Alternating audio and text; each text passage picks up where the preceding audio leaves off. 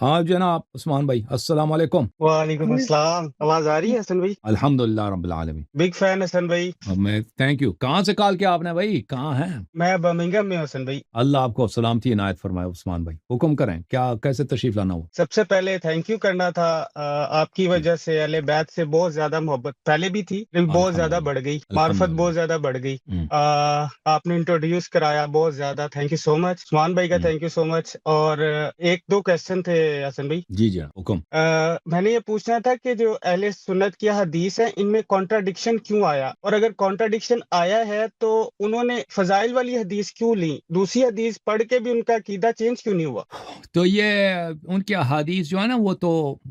لمبی تاریخ ہے۔ رسول صلی اللہ علیہ وسلم نے فرمایا کہ تم میرے بعد یہود کے سنت پہ چلو گے۔ یہودیوں کے ہاں بھی یہی ہے کہ ان کے پاس ایک تورات ہے جو مکتوب تورات ہے، ریٹن تورات ہے، اور ایک اورل تورات ہے جس کو تناخ کہتے ہیں۔ اور جو اورل تورات ہے یعنی شفاہی تورات، زبانی تورات، یہ سینہ بسینہ نقل ہوتی، اور اس میں جو موسیٰ علیہ السلام کی باتیں ہیں، فرامین وغیرہ، وہ نقل کرتے تھے، اور یہ کئی سو سال تک نہیں لکھی گئی۔ رسول صلی اللہ علیہ وسلم نے اپنی امت سے کہا کہ تم میرے یہودیوں کے نقش قدم پہ چلو گے۔ تو یہودیوں نے ہر طرح کی بری بات حضرت موسیٰ علیہ السلام سے اپنے تناخ میں نسبت دی۔ اس میں ہر قسم کی، یعنی وہاں پہ ہے بہت ساری چیزیں ہیں جو اب نہیں کہہ سکتے، وہاں موجود ہے۔ اسی طرح اہل سنت کی جو روایات ہیں، انہوں نے نبی صلی اللہ علیہ وسلم کے بعد اہل بیت علیہ السلام سے رجوع نہیں کیا۔ انہوں نے کہا کہ بھئی جو صحابہ ہیں یہی ہمیں بتائیں گے نا۔ وہ صحابہ کے پاس بھی ایسا پروگرام نہیں تھا کہ لوگوں کو سنت سکھایا جائے۔ وہ جب کوئی موقعیت ہوتی نا، کوئی موقع ہوتا، وہ کوئی حدیث سنا لیتے تھے لوگوں کو۔ یعنی تاریخ میں ایسا کوئی پروگرام آپ کو نہیں ملتا کہ صحابہ نے کہا کہ بھئی نبی صلی اللہ علیہ وسلم دنیا سے چلے گئے، ہم نے ان کے حالات زندگی دیکھے، ان کے کلمات سنے، تو آئیے اس کو محفوظ کرنے کے لیے زیادہ سے زیادہ لوگوں کو سناتے ہیں یا اس کو لکھتے ہیں۔ ایسا کوئی پروگرام نہیں تھا۔ صحابہ اپنا زندگی کرتے تھے، اپنا وہ کام کرتے تھے، بھئی کوئی کچھ کر رہا ہے، کوئی کچھ کر رہا ہے، وہ کبھی کسی سے کوئی واسطہ پڑا تو اس نے کچھ سنا دیا، ٹھیک ہے نا۔ تو اس طرح سے بہت ساری احادیث جو ہیں وہ کھو گئیں، کیونکہ صحابہ نے لوگوں کو موقع ہی نہیں آیا کہ لوگوں کو سنائے، یا خود صحابہ نے نہیں سیکھا تھا۔ اس طرح کوئی ضروری نہیں ہے کہ صحابہ نے سب کچھ دیکھا ہو اور صحابہ نے سب احکام سیکھے ہوں، اس طرح نہیں تھا۔ اور لیکن رسول صلی اللہ علیہ وسلم نے میک شور کیا تھا کہ ان کے بعد جو ان کا وصی ہے ان کے پاس سب کچھ موجود ہے، سب احکام، سب نور ان کے پاس موجود۔ تو بڑا فرق ہے اہل بیت علیہ السلام کے علم میں اور صحابہ کے علم میں۔ اور بہت سارے صحابت ہیں جو وہ دنیا پرستی کی وجہ سے، معاویہ ایک صحابی، عمرو بن العاص ہے، یہ اپنی سیاست کے لیے انہوں نے احادیث گڑنا بھی شروع کیا، اور دوسروں کو انعام بھی دیتے تھے کہ اگر تم عثمان کی فضیلت میں حدیث لے کے آؤ تو تمہیں اتنا پیسہ ملے گا، اور اگر تم مولا علی علیہ السلام کی منقصت، اہل بیت علیہ السلام کے نقصان میں، ان کے ضرر میں کوئی حدیث لے کے آؤ تو اتنا ان کو پیسے ملیں گے۔ اور اگر کوئی شخص اہل بیت علیہ السلام کی فضیلت میں حدیث نقل کرتا ہے تو اس کا جو بیت المال سے پیسے ملتے ہیں وہ کاٹا جائے، اور ان کو ان کی شہادت قبول نہیں کیا جائے، اور ان سے دربار دشمنی کر لے۔ تو یہ ان کا طریقہ کار تھا، اور یہ صحابہ کے بعد جو ہے تابعین کا دور آیا، یہ طریقہ کار چلتا گیا، تو بہت سارے احادیث جھوٹی بنائی گئی سیاسی مصلحت کے پیش نظر، کیونکہ دربار جو ہے پیسے دیتے ہیں۔ جو لوگ فضیلت سنائیں، فضیلت ابو بکر عمر کی فضیلت میں حدیث سنائیں، یا عثمان کی فضیلت میں، یا معاویہ کی فضیلت میں، یا اہل بیت علیہ السلام کے ضرر میں، تو یہ ان کو پیسے ملتے ہیں، ان کا دربار میں ان کو مقام ملتا ہے، ان کو پوسٹیں ملتی ہیں، ان کو امام جمعہ بنایا جاتا ہے، ان کو قاضی بنایا جاتا ہے، ان کو گورنر بنایا جاتا ہے، بیت المال سے ان کے وظیفے ملتے ہیں۔ تو لازمی بات ہے اس طرح۔ اور یہ سب اورل تھا، اورل یعنی شفاہی، زبانی طور پہ احادیث نقل ہوتی ہیں۔ مسجد میں آئے، کوئی خطبہ سنا رہا ہے تو اس میں آدھی سنا دی، دربار کو خوش کرنے کے لیے بہت ساری باتیں۔ تو لازمی بات ہے کہ دربار جب کوئی خطبہ دیتا ہے، کوئی حدیث نقل کرتا ہے، وہ سب جھوٹ نہیں بولتا، کیونکہ اگر ایک آدمی سب جھوٹ سنا دے تو پھر کوئی اس کے بات پہ اعتبار نہیں کرے گا نا۔ جو آدمی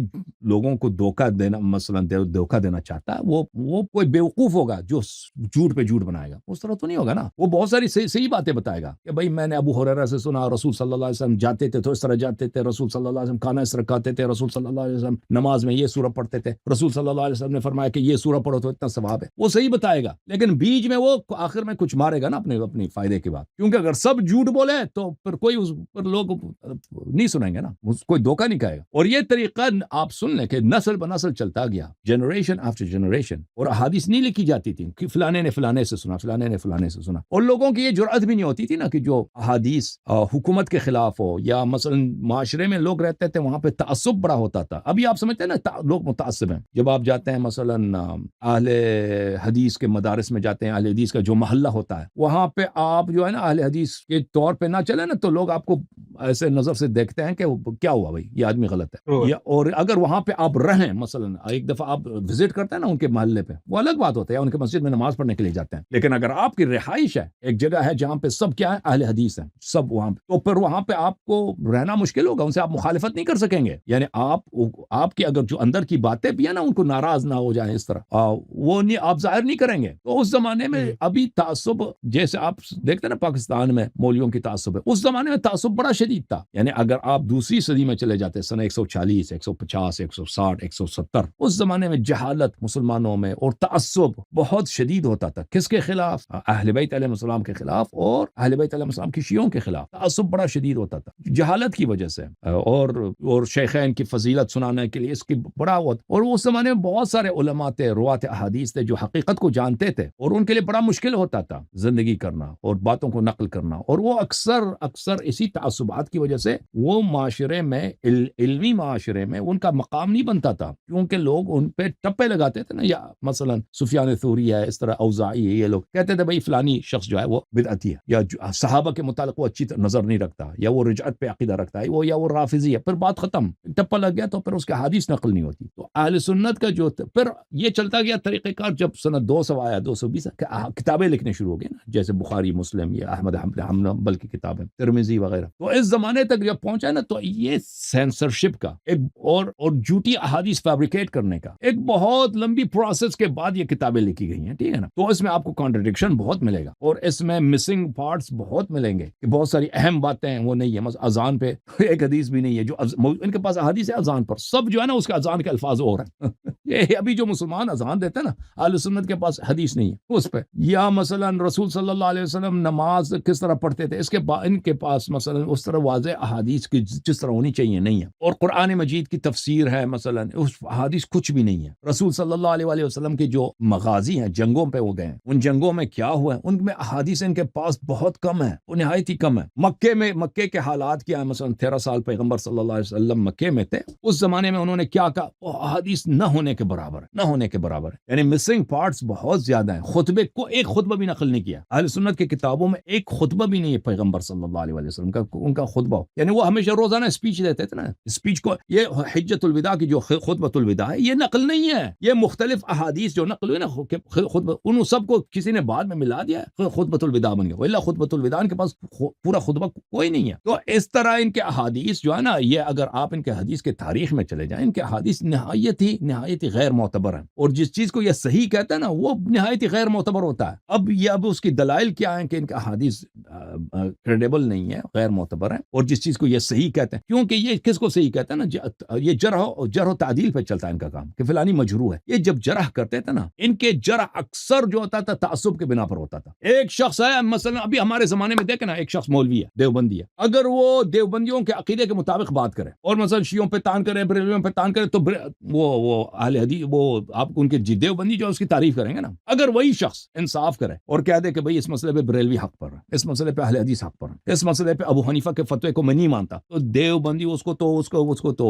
ہر طرح کی بات کریں گے نا، یہ بدعتی ہے، یہ بھئی یہ کافر ہے، یہ جاہل ہے، یہ اس لیے نہیں کہتے ہیں کہ بھئی یہ واقعا جاہل ہے، وہ اس لیے کہتے ہیں اپنے تعصب کے بنا پر۔ تو اس زمانے میں یہ ان کے جو جرح و تعدیل کا یہ کوئی منصفانہ اس طرح نہیں ہے کہ یہ واقعا مثلا تعریف اگر کسی کی ہے ان لوگوں نے واقعا وہ عدل و انصاف کے بنا پر، اور اگر کسی کی جرح ہوئی ہے تو وہ بھی اسی طرح نہیں، بالکل اس طرح نہیں ہے، ان کا جرح و تعدیل اسی بات پر ہے کہ بھئی جو میرے عقیدے کے مطابق بات کرے گا نا وہ اچھا آدمی، وہ بڑا بہت علامہ، بہت ماشاءاللہ حافظ ہے، اور جو چاہے وہ جتنا ہی وہ مثلا وہ ان کے محدثین بڑے شرابی ہوتے تھے، شراب وہ نشے میں آ کے وہ حدیث سناتے تھے لوگوں کو، لیکن بڑے ان کی تعریفیں بڑی تعریف، آخر میں کہتے تھے یہ نشے میں سناتے تھے، ٹھیک ہے نا، کیوں کہ اس کی تعریف کرتے ہیں، کیونکہ ان کے عقیدے کے مطابق تھا، اور جو ان کے عقیدے کے خلاف ہو، جتنا وہ با تقوی آدمی ہو، جتنا بڑا عالم ہو، اس کی حدیث چھوڑیں گے، اس کو لعنت کریں گے کہ بھئی یہ جو ہے صحابہ کو نہیں مانتا، یا یہ مثلا فلان مسئلے پہ ہمارے یہ ان کے جو اجر و تعدیل ہے یہ اس کا کوئی ویلیو نہیں ہے، اوکے، تو ان کے احادیث جس حدیث کو یہ صحیح بھی کہتے ہیں نا اس کا کوئی اعتبار نہیں ہے۔ تو آپ کی جو بات ہے کہ ان کا حدیث میں کنٹرڈکشن کیسے آیا ہے اور اس میں فضائل کہاں سے آگے وغیرہ وغیرہ، یہ باتیں جو ہے اس کی وجہ یہ ہے۔ اوکے میرے بھائی، اللہ آپ کو جزائے خیر دے۔ والے. Thank you sir. Thank you so much Hasan بھائی, تھینک یو. اوکے,